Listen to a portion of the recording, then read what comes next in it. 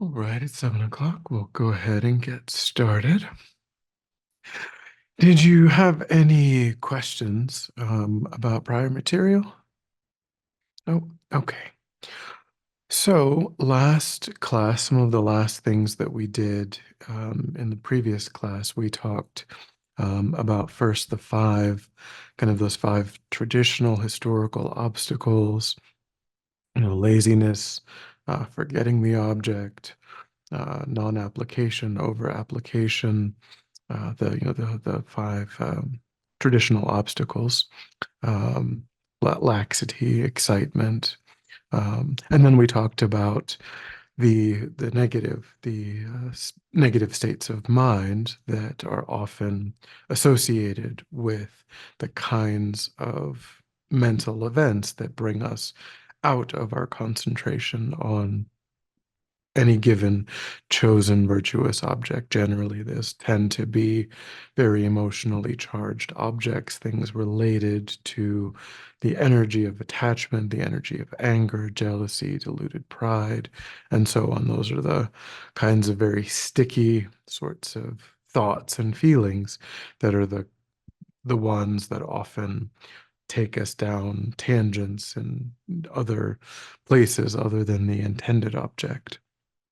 So let's begin today with a meditation, a reflection on that kind of gives an example of a way in which we can begin to work on the prevalence of these disturbing attitudes, these afflicted states of mind that are an obstacle. So we just do our best to get comfortable, to settle the body into an upright, stable position. And then we'll take a couple of minutes to quiet the mind, to settle the mind by concentrating on our breath. So we just start to let go of everything in our environment, not getting distracted by sights or sounds, letting go of thoughts of the past, plans for the future, and just becoming aware of the physical sensation that accompanies the in breath and the out breath in the space, in the opening of the nostrils, the upper lip, the inside of the nostrils,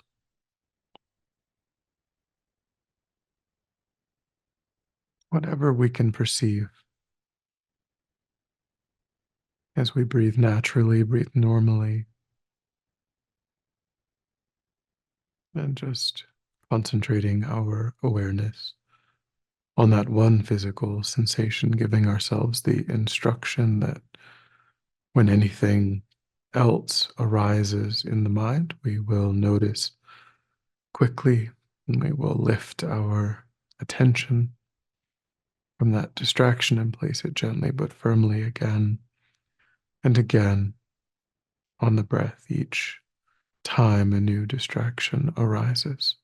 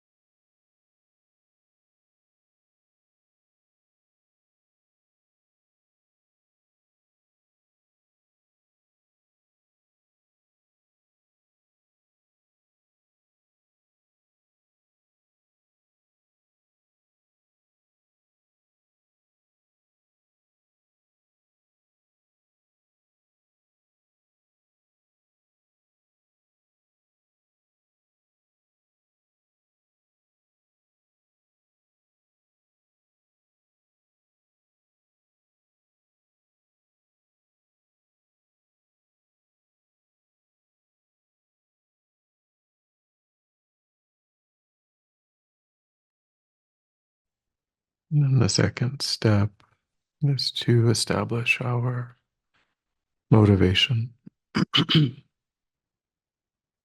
So once the mind feels more calm, more peaceful, we try to generate an altruistic intention,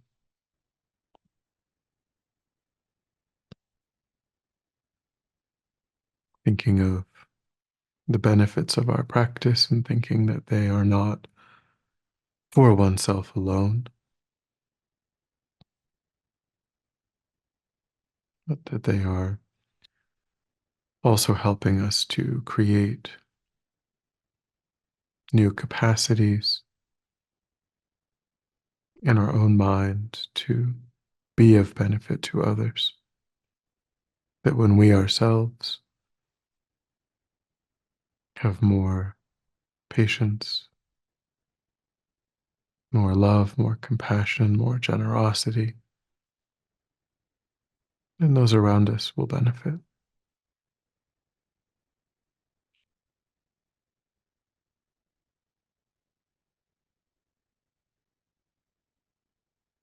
I think that the purpose of our efforts is principally to be of greater benefit.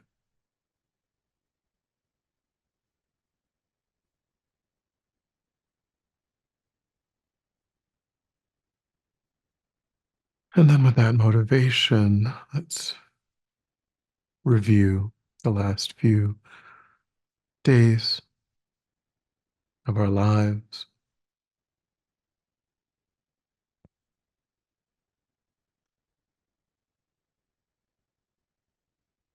trying to recall a time when we acted in a way that wasn't in keeping with our highest spiritual ideals. Maybe we lost our temper, or we found ourselves craving or grasping over something, and the mind felt a bit out of control with jealousy, wanting to possess it for ourselves.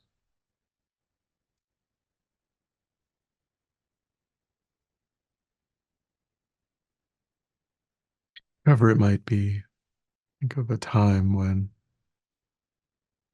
in the last few days, when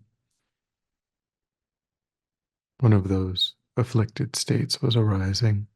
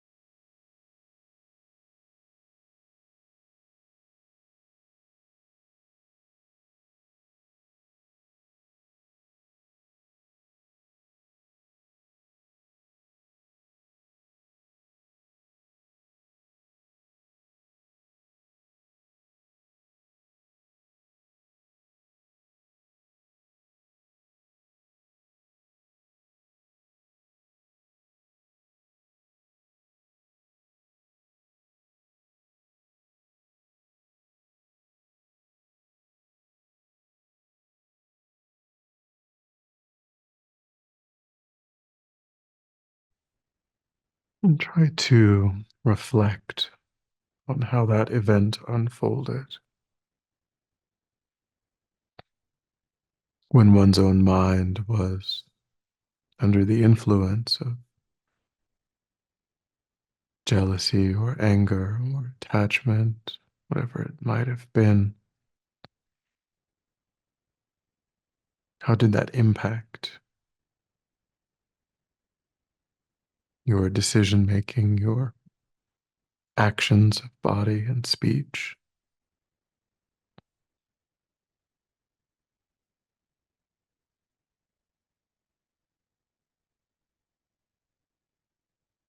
Did that situation end as well as it could have?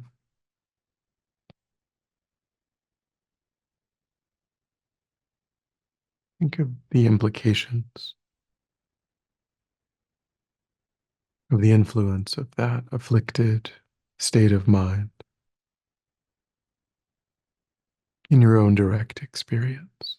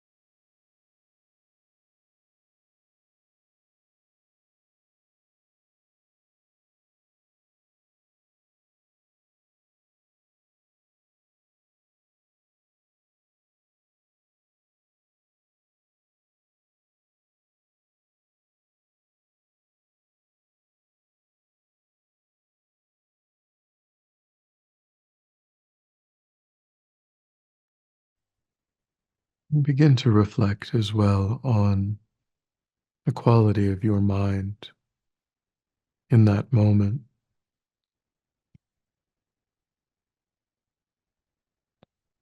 even the quality, the aspect of your body as well.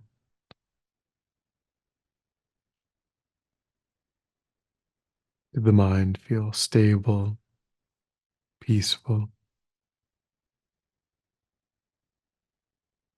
or was it a painful state?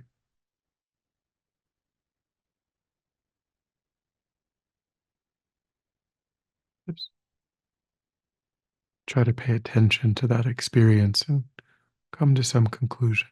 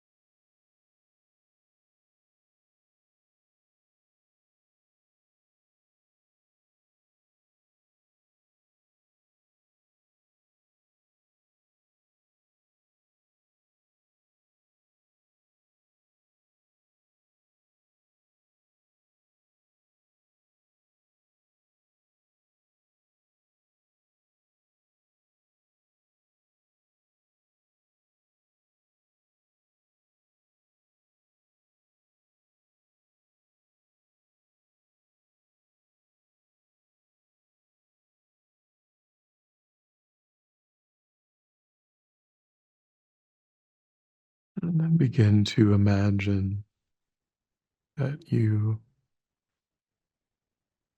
had been able to remain more open, more calm, more balanced, as you were going through that experience?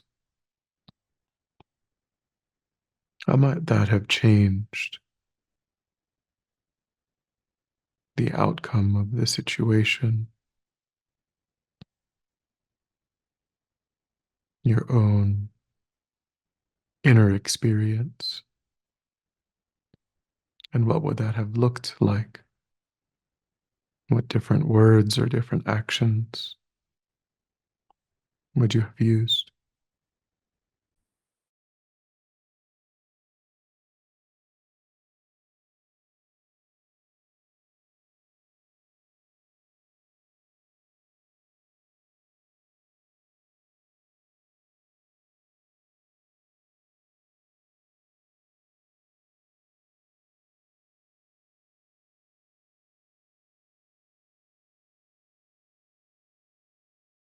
What different way of interpreting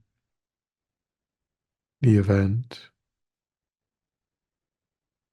would have been more helpful in helping you cultivate that state of mind?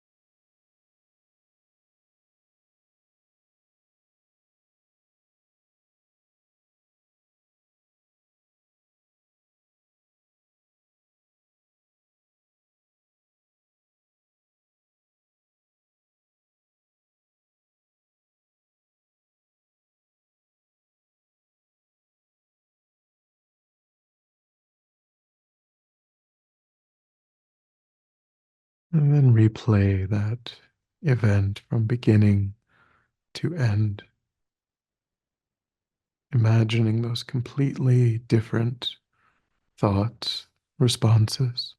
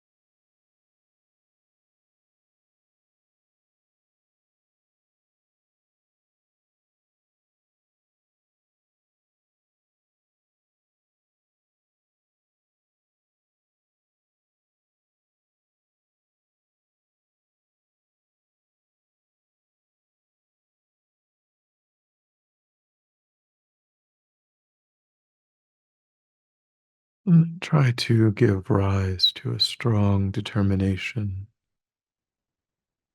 that when you find these afflicted states arising, you will try to remember these more constructive responses in daily life.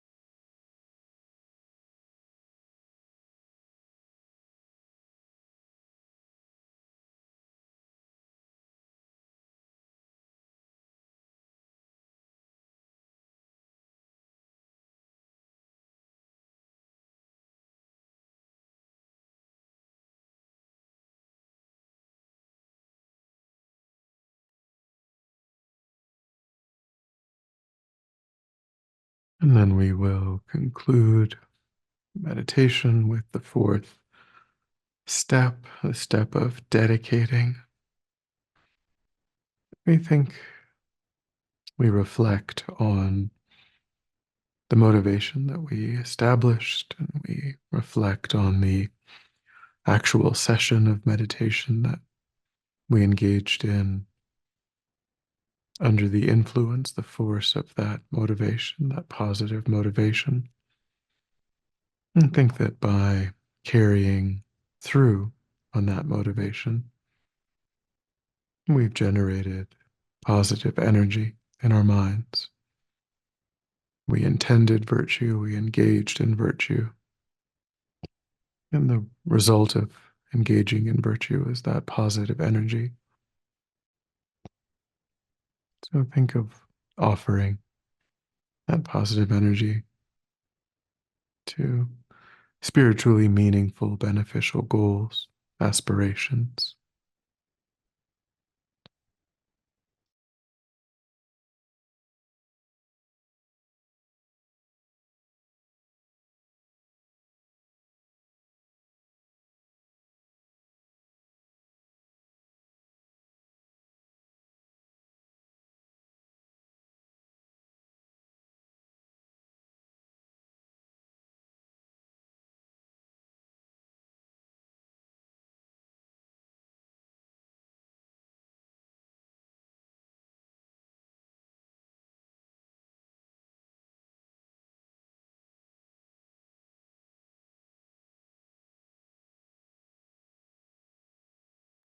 And then when you're ready, we'll come back together.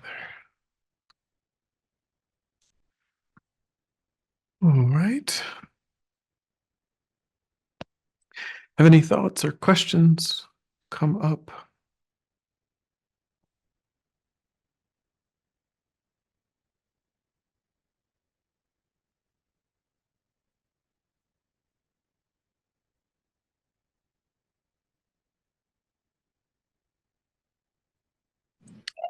Sorry for the technical glitch there. It seemed like when the meditation started, there was approaching the topic that had such maybe energy to it.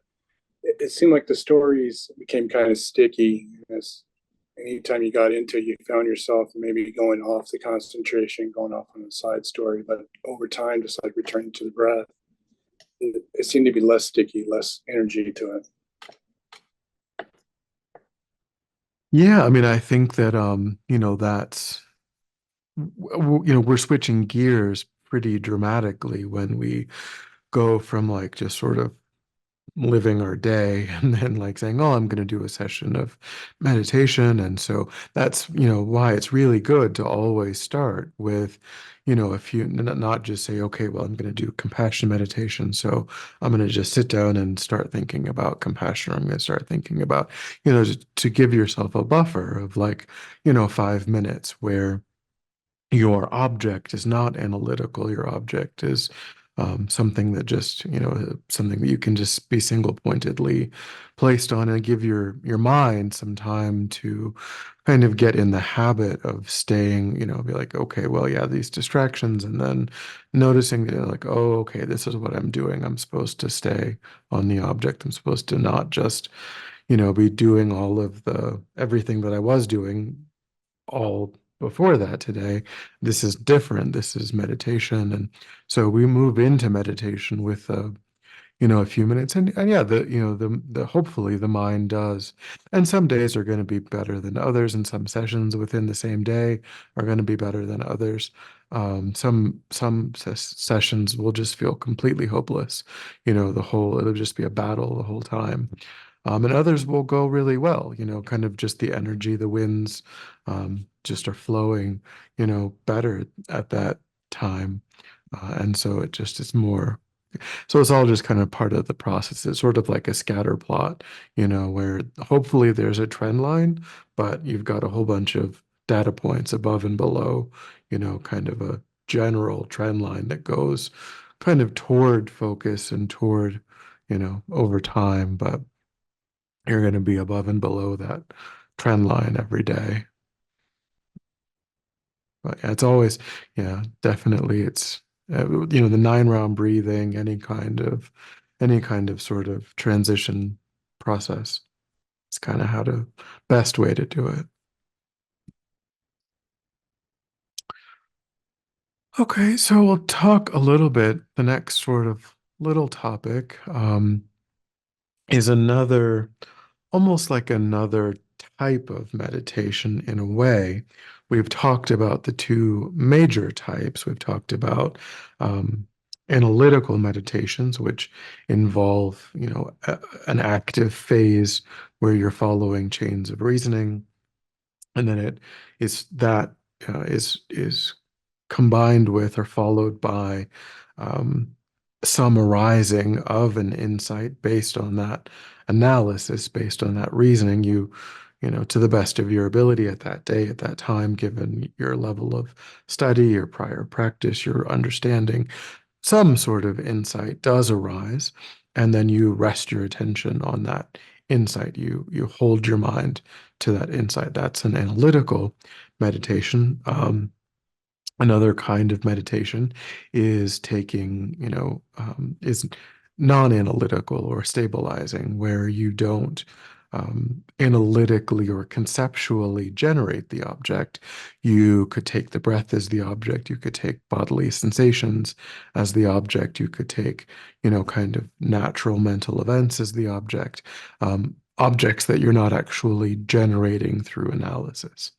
Um, and the advantage of that is that you there's no intentional discursiveness. I mean, that's another benefit. Not only does the period of, say, like a breathing meditation, not only does that give you sort of a buffer into the analytical meditation, but also it gives you time in your day where you are choosing to concentrate the mind on an object that doesn't have to be conceptually generated. It's just present. It's already with you. It's the breath. It's, you know, you're alive, so you're breathing. So that sensation is accessible to you to be something that you focus your attention on. And because there's no intentional discursiveness, still, distraction, so unintentional discursiveness, but analytical meditations have intentional discursiveness. You have to think about this argument, and then you have to think about the next argument or the next chain of reasoning. So your mind is busy.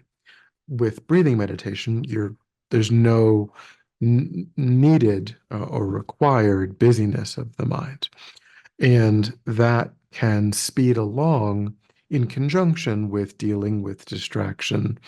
Um, in the analytical context, having some parts of your day where there are objects that are not analytical in nature is also going to get you to deeper levels of concentration more quickly than if you just completely omitted them. So there are specific unique advantages to uh, having a 10-minute, if you have 10 minutes where where you're dealing with distraction in the context of intentional discursiveness versus 10 minutes where you're dealing with distraction in the absence of intentional discursiveness. That absence of intentional discursiveness has, benefits for concentration that are unique. Um, so there are reasons why it's a really helpful part of a well-rounded practice. Um, then there's also visualization in meditation, which is what we'll talk about as sort of the next topic. And so um, this is a technique that, some people will say, oh, well, I'm really bad. When people are in these sessions, or they'll have trouble with it, right? And um, a lot of times this technique is used to visualize enlightened forms and the forms of in particular enlightened beings. And those descriptions can be fairly complex. There can be more than two arms. There can be, more than one head. These are not necessarily typical standard human forms. These are what they would call the celestial forms.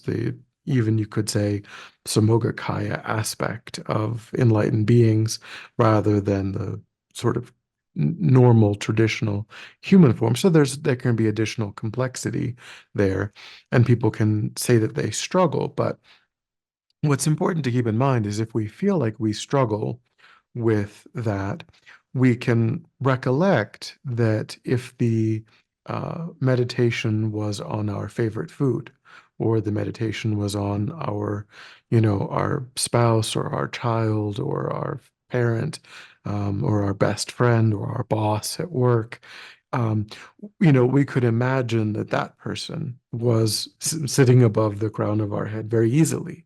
We could visual, we could, we know what they smell like. We know what their face, all of the different parts of their face, you know, and that's simply because we have familiarity. We have, a, existing familiarity with that as an image from our experiences.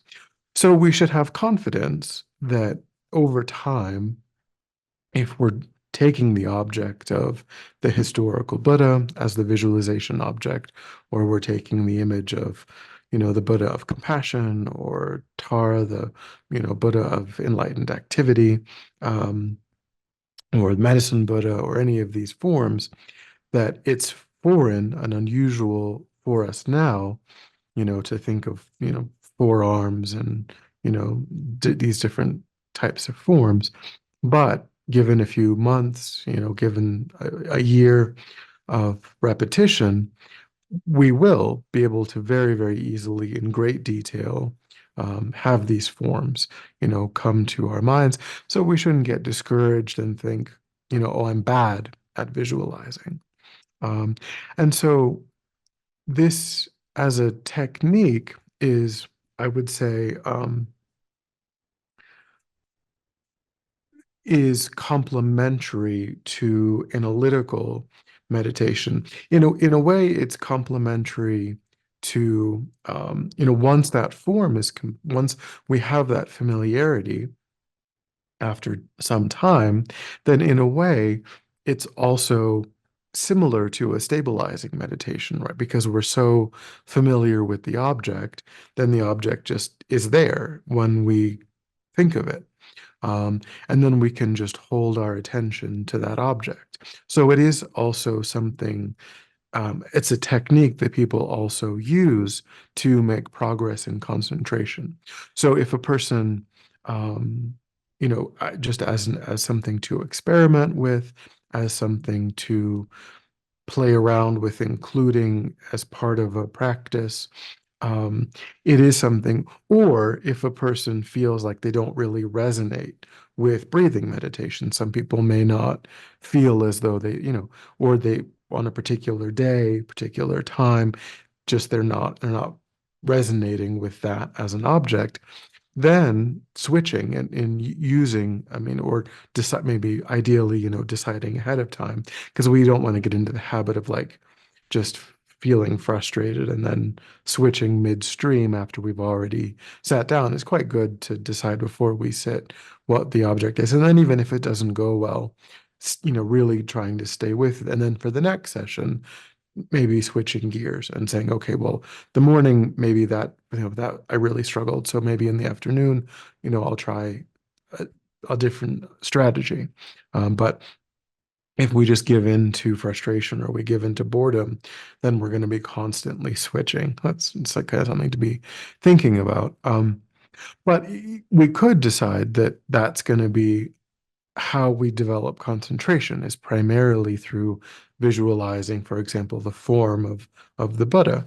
And that's actually, there are unique advantages to that as well, because the breath is a very neutral object. It is always present, but it doesn't have any virtue associated with it. It's quite neutral, whereas visualizing the form of the Buddha, has the added benefit of familiarizing our own mind with the form of the Buddha. And that has karmic, benefits and unique benefits.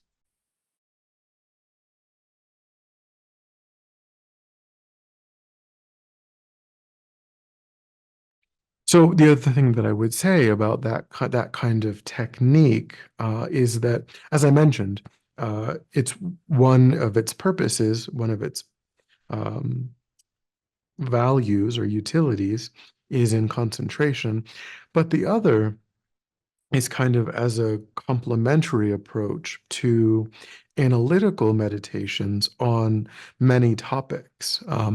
So, for example, I mentioned the Buddha of compassion, Avalokiteshvara, or Chenrezig, different names for the same Buddha.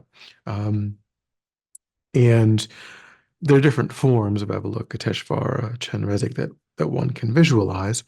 Um, but the idea is, for example, there's thousand armed. That's one of the forms is called thousand armed, Chenrezig, and that form is generally standing. When you visualize, there's another form. There's the four-armed version, which is in that form that Buddha is seated, but the thousand armed, the Buddha is standing. So for thousand armed Chenrezig, yeah, I mean, literally, um, some of the statues, like they literally they'll count, they'll actually make it be 1,000 arms so that those will typically be life size, like 6 foot tall. They're not, I mean, not every arm is life sized, but there will be like, sort of arm-like kind of, it'll be sort of like two masses of like these small arm-like sort of like spaghetti or like macaroni sort of, kind of like mimicking the curve of like an arm. They'll do that like just over and over again, kind of mimicking the curve of an arm all the way down the two sides. Um, and um, and so they're kind of giving you, and there'll be 1,000 of those actual sort of representations of arms. And in each arm, there is a hand attached to that, and in the visualization, and in the palm of the hand, there's an eye. So the idea of that is that this enlightened being has these 1,000 arms, and in each arm he has an eye in the palm. So there's no part of any realm of existence. There's no aspect of any realm of existence that the Buddha of compassion isn't aware of and isn't like watching, kind of looking and seeing who needs help, seeing what's going on. So by visualizing in that way, and so that's one visualization. Tara, is the Buddha of kind of like overcoming obstacles, enlightened, beneficial activity. And her visualization is kind of seated in meditation, but she has one leg that's sort of tucked in meditation posture, and the other leg is outstretched. So it's kind of like this rising up from meditation. Um, so when you visualize, so if you think about those two forms, you can see that they have a purpose, that the form itself is giving you a feeling of what that Buddha is representing, what kind of energy that Buddha is representing. So Tara, she's the Buddha of overcoming obstacles, giving freedom from fearlessness, or giving freedom from fear, imparting fearlessness. Um, so she's rising to the aid of, she's being roused from her meditative equipoise, and she's, leaping up for the benefit of sentient beings. And Chenrezig, thousand-armed Chenrezig, is watching over everything with. The internet isn't reachable. And so Chenrezig is, keeping an eye on everything with all of his 1,000 arms and 1,000 eyes. So when you visualize that, you get a sense of that. You get a feeling of what that's like. And that can really be a very powerful complementary. You can also meditate on like what are the advantages of compassion, what are the disadvantages of self-centeredness, or being caught up and not being interested in the suffering of others. Um, and so and you can get or thinking, thinking of someone that you know in your life that you're close to, that is maybe dealing with old age, or they're dealing with sickness, or they're dealing with financial difficulties or stress or whatever, and you visualize them in front of you, and because you're close to them, because you care about them, and you're aware that they're dealing with these issues, naturally compassion, the wish for them to be relieved of those challenges is going to arise in your mind. And then you can kind of generalize that by thinking of someone else, someone that you don't know as well, and imagining that they too are experiencing something similar to your dear. So you're kind of cognitively generalizing that experience to more and more diverse groups of people. That's another very powerful way of also generating compassion. Um, but these visualizations of these enlightened forms that represent these energies is sort of a complementary or alternative or reinforcing way of also doing that. So it's not that one is better than the other. I also think it's interesting, almost from a, because the mind and the brain are connected, like how much of the brain is involved in visual, processing visual information, and how we're really taking advantage of that in that kind of meditation. I think that's sort of an interesting, thing too.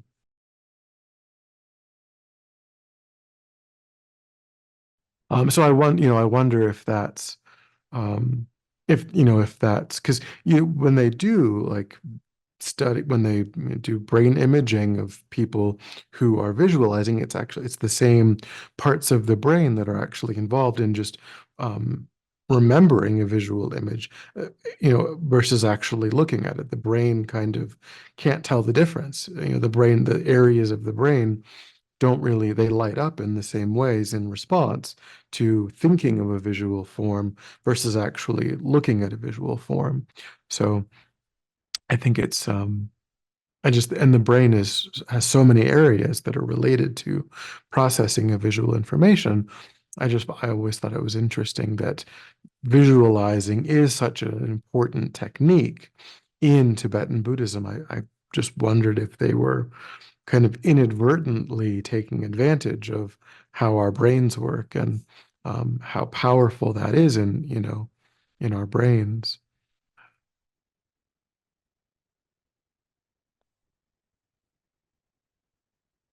Okay.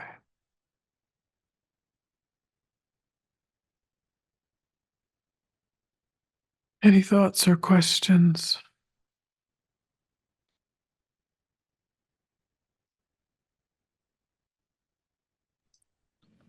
I was wondering the way I've been working with the visualization is looking at the images, and I think going through each symbol, kind of seeing what they represent. Kind of, it's almost like a map to meditation in a way, from my poor understanding. I don't know if that's rings truth at all. Would you say that again in a different way? I guess the question is, when I work with the taras, or I look at the symbols inside the tara, the images themselves. It seems like there's a lot of symbols that kind of represents the belief system in Buddhism. And it kind of works as a map. Kind of think about each of those symbols within it. Kind of represents that. Hopefully that helps. Yeah, I kind of use the analogy of like a memory palace in a way, like when you're trying to remember something and you think like, oh, I'm trying to remember, an orange, and so I think of something that's orange in a room, and kind of you construct a memory palace to rem I kind of think of all of like why is, again, why is she, she's literally rising up from the seat, and she's kind of half in meditation and half out of meditation, and um, you know, all of those, and like the wish fulfilling jewel that Chenrezig is holding. Well, compassion is that wish fulfilling, because when we generate compassion, then that fulfills, all of the aspirations of sentient beings, and we also progress spiritually, so it's fulfilling all of our own wishes at the same time. So it is, he represents, what is wish fulfilling for oneself is not just, oh, may sentient beings have like good, nice cars, and, but may they be free of all suffering. And that kind of way of thinking, if you really deeply integrate your mind with it, then that fulfills the benefit of others, and it fulfills one's own highest purpose. And so it fulfills all of the wishes of sentient beings.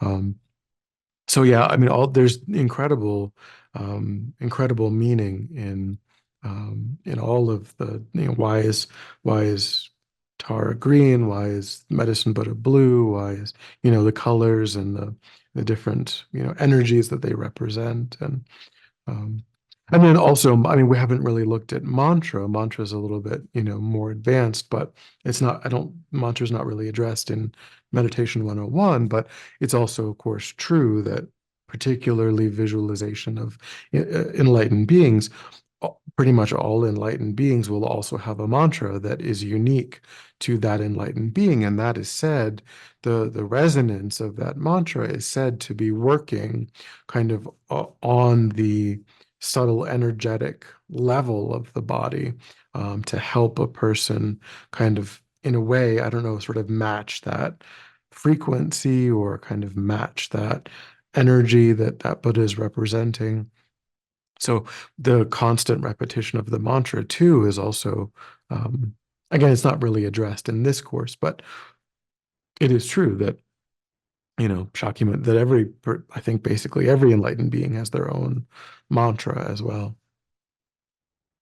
If we have a meditation practice for them, if it's a known kind of practice, you know.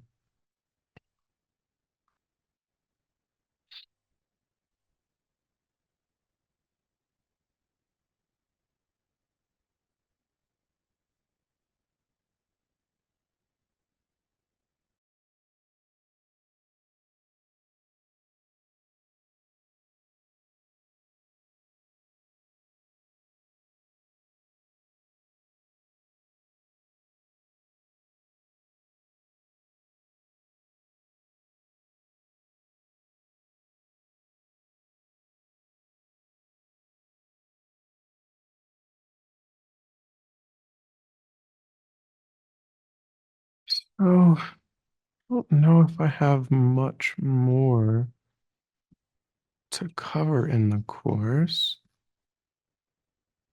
Trying to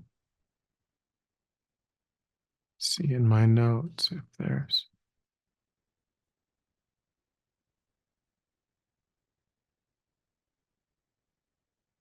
Was there anything that we touched on that you would be helpful to think about more or?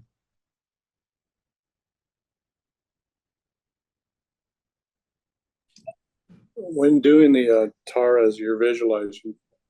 A lot of it, especially on YouTube, is in Pali. How do you work with that? You just visualize what you think to understanding the essence of it, or do you have any hints how to deal with that?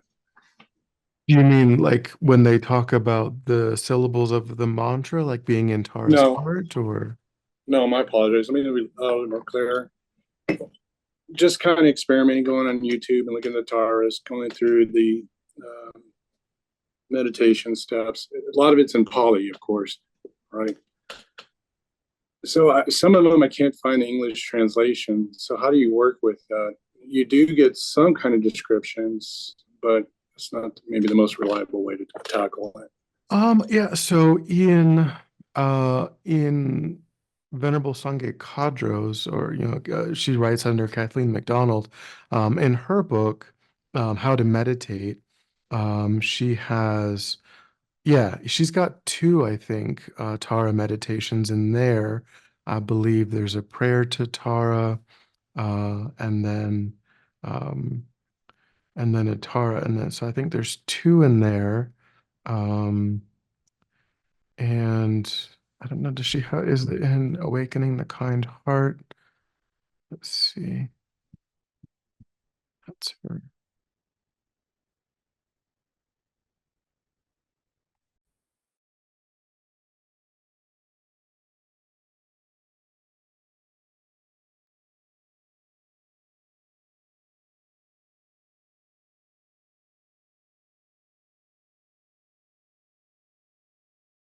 You're muted still.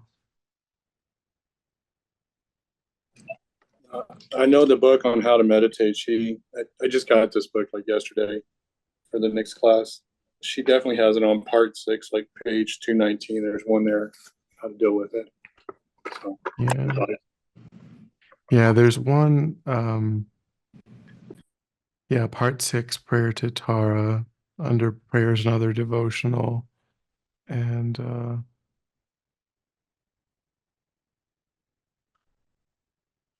visualization. Yeah, and then there's one also in part five.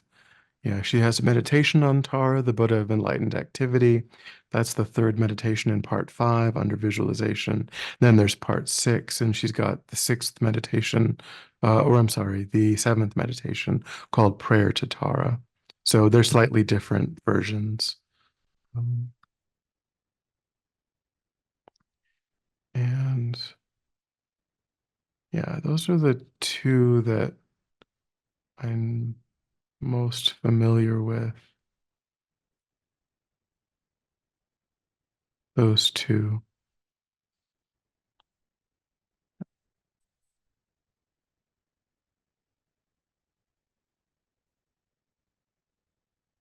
And the retreat that Geshe-la is going to be doing is going to be on Tara. His September retreat is going to be on Tara. So that's coming up. That's the 20th, 21st, and 22nd. So FPMT, they also have, he's using FPMT's text. So if you go into the phone, it's probably quite similar to Venerable Sangye Kadros, but there is, it might even be exactly the same. They might have just used hers, but there is one in the foundation store on fpmt.org. I can just put that in the chat instead of having you find it.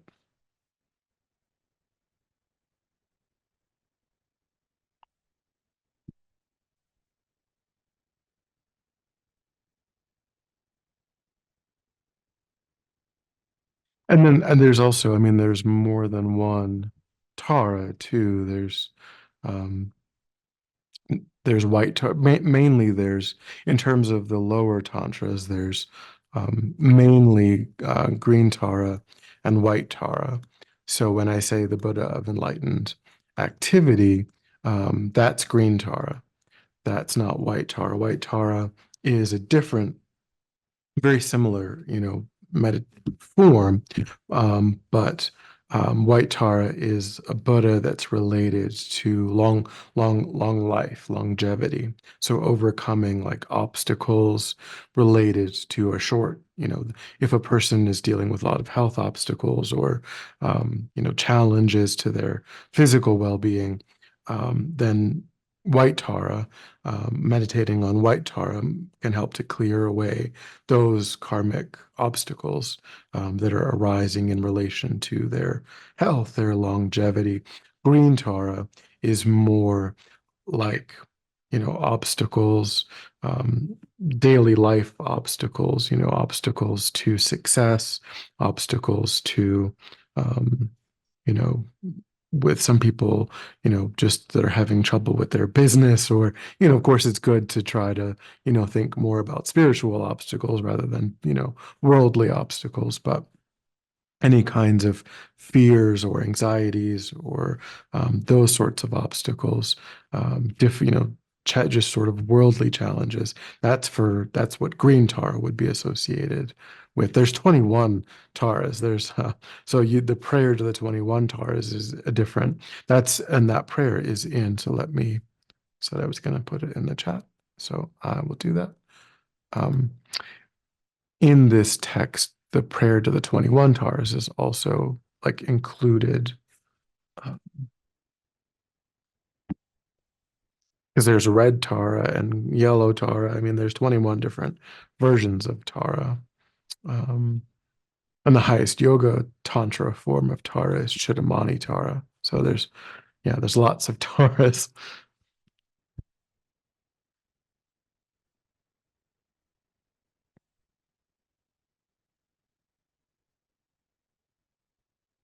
But Geshe-la's retreat is on green Tara specifically.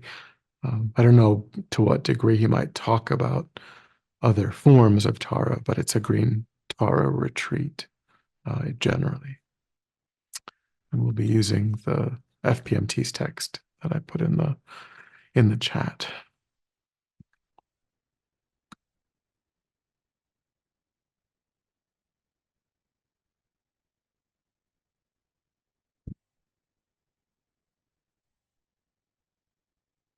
I think that's all that I had to cover. Is there anything else I could help with? No, but thank you very much for your time. Of course, yeah. And so starting on Tuesday, we continue with the other introductory level courses. Those will be on Tuesdays now and not Friday. So Introduction to Mindfulness starts on Tuesday with Venerable Katie Cole. She does the evening Vajrasattvas and some morning meditations as well. So she'll be doing, it's a 4-week class that starts on the 3rd, followed by uh, probably then circling back to uh, just Buddhism in a nutshell after that in October. So, which you've already taken. But yeah, so the introduction to that's the 3rd. Introduction to mindfulness is the 3rd of the 3. So that's the one you've not taken. And then, of course, Venerable Sangye Kadro returns on the 9th to do how to meditate, the 2nd module of DB. So that 6-week class begins on the 9th of September. I'm sorry, I got confused there. For the mindfulness class, I wasn't aware there was another one of those coming up. What day was that? You said It's on Tuesdays. It'll start on the 6th. I'm sorry, I'm looking in October. So the 3rd, next Tuesday. So the 3rd, the 10th, the 17th, and the 24th. Those 4 Tuesdays will be Introduction to Mindfulness with Venerable Katie. okay.